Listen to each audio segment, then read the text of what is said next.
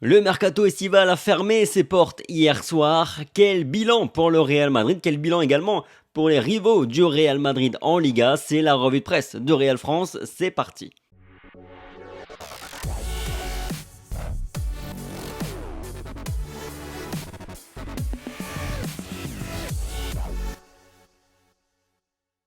Bonjour à tous, j'espère que vous allez bien. On se retrouve aujourd'hui pour notre revue de presse après quelques jours sans revue parce qu'il n'y avait pas forcément matière à faire et on n'est pas là pour créer mais plutôt pour faire de la qualité, en tout cas le mieux possible. On attaque aujourd'hui avec les unes des deux quotidiens madrilènes comme d'habitude. Une clôture de fou, titre le quotidien Marca après les dernières 24 heures très agitées en Espagne. Sur le marché des transferts bien sûr, le Barça a été le roi de l'été avec des arrivées et des départs jusqu'à la dernière minute. Du côté de As, no va más, pas plus, le quotidien espagnol titre également sur la fin du mercato estival avec les derniers gros mouvements en Espagne. Commençons par ça, faisons un bilan de ce qu'il s'est passé ailleurs en Espagne cet été.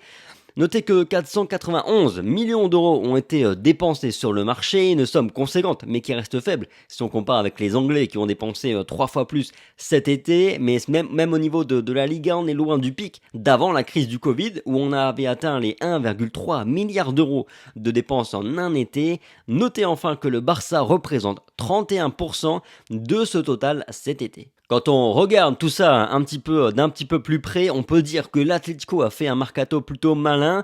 Ils ont essayé du moins Witsel, Morata et Reguilón. Ils ont aussi récupéré Saúl Ñíguez.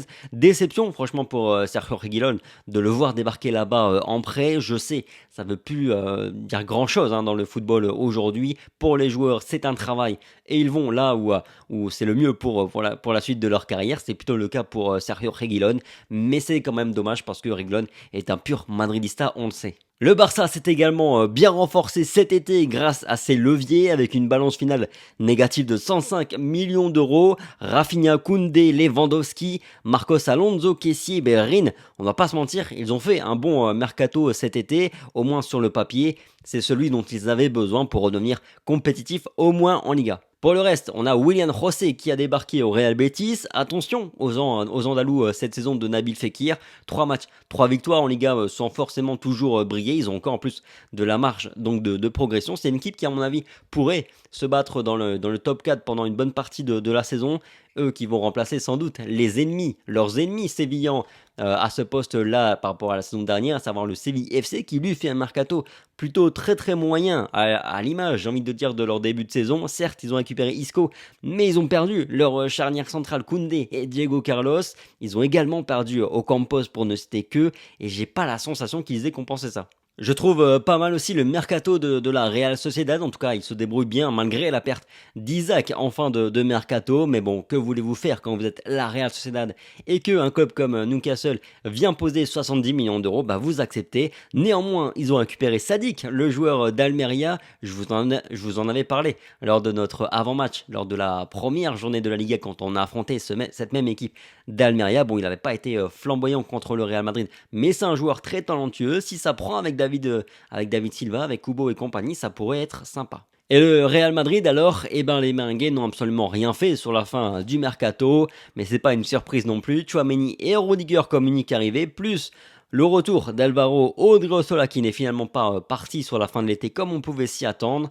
Marco Asensio a également décidé de rester au Real, tout comme Mariano Diaz, mais lui c'était garanti après qu'en plus on lui fasse de la place dans l'effectif en dégageant Mayoral plus Luka Jovic sans même penser à recruter quelqu'un. Alors le gars il a son gros salaire, il va avoir potentiellement ses primes de victoire également si ses coéquipiers font bien le job, 450 000 euros net d'impôts, c'est la prime que chaque joueur a touché la saison dernière grâce aux 3 titres qui ont été remportés. Donc en plus de ça, il a sa belle vie à Madrid, donc que demander de plus. Le Real Madrid a quand même bien dégraissé cet été avec 9 départs et une balance finalement positive avec 93,5 millions d'euros de ventes contre 80 millions d'euros de dépenses. Oui, on est encore loin du mercato galactique qu'on nous annonce depuis des mois et des mois avec une enveloppe de 300 à 500 millions d'euros à dépenser pour cet été.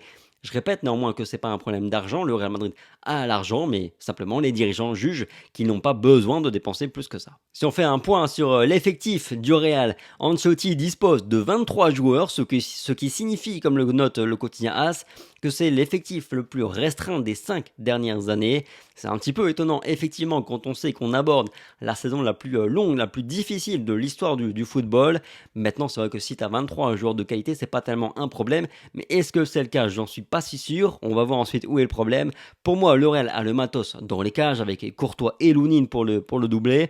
En défense, on a également un poste carrément triplé sur le côté droit avec Odriozola qui y reste. As place Rudiger à gauche, mais on a bien vu que c'est plutôt David Alaba qui se décale sur le côté gauche au besoin pour laisser place à Rudiger dans l'axe. Au milieu, forcément, ça aurait été beaucoup mieux, idéal de conserver Casemiro. Là, on va beaucoup miser sur Aurélien Tchouaméni et il va falloir espérer qu'il soit en bonne santé toute la saison, mais aussi qu'il soit opérationnel dès sa première saison pour les grands rendez-vous du Real Madrid. On a bien vu déjà sur les premiers matchs que de manière générale, il n'y a pas de souci à se faire. Aurélien Tchouaméni sera au niveau. Le reste du milieu est très complet, sincèrement, rien à redire.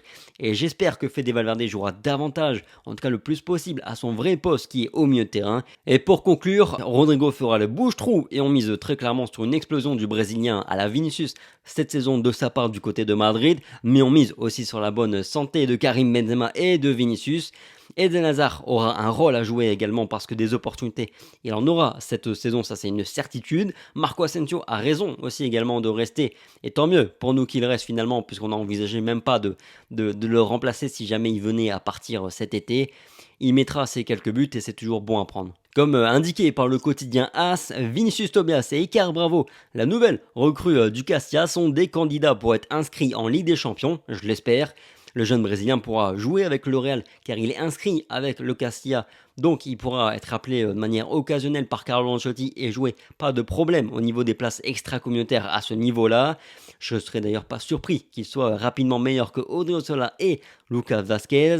Quant à Icar Bravo, idem, il est super jeune, 17 ans seulement. Mais là on parle d'un grand espoir du football espagnol, vraiment. J'espère qu'Ancelotti saura s'appuyer de manière générale un petit peu plus sur le Castilla parce qu'il y a beaucoup de joueurs qui ont du talent, de la qualité. Il pourrait apporter de la fraîcheur, mais aussi possiblement des qualités qu'on manque au sein de l'effectif première du Real.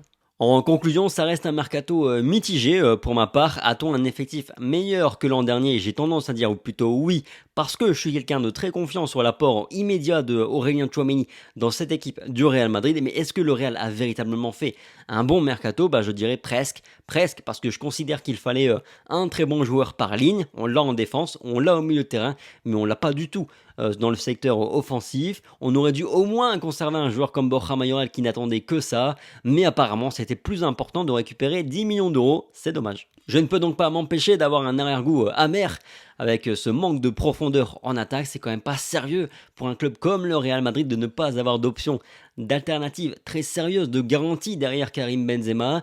Eden Hazard et Rodrigo ne sont pas des garanties, ce sont des inconnus dans ce rôle. Mariano Diaz est une cause perdue, on le sait. Donc voilà, en résumé, c'est un mercato incomplet pour moi, selon moi, même si oui, heureusement, le club n'a que 2 mois de compétition à disputer avant la trêve hivernale, donc il sera toujours possible de se rattraper assez rapidement. Voilà, c'est tout pour la revue de presse, le bilan mercato de Real France. Merci pour votre fidélité. Comme chaque jour, le petit like, le petit partage, le petit commentaire.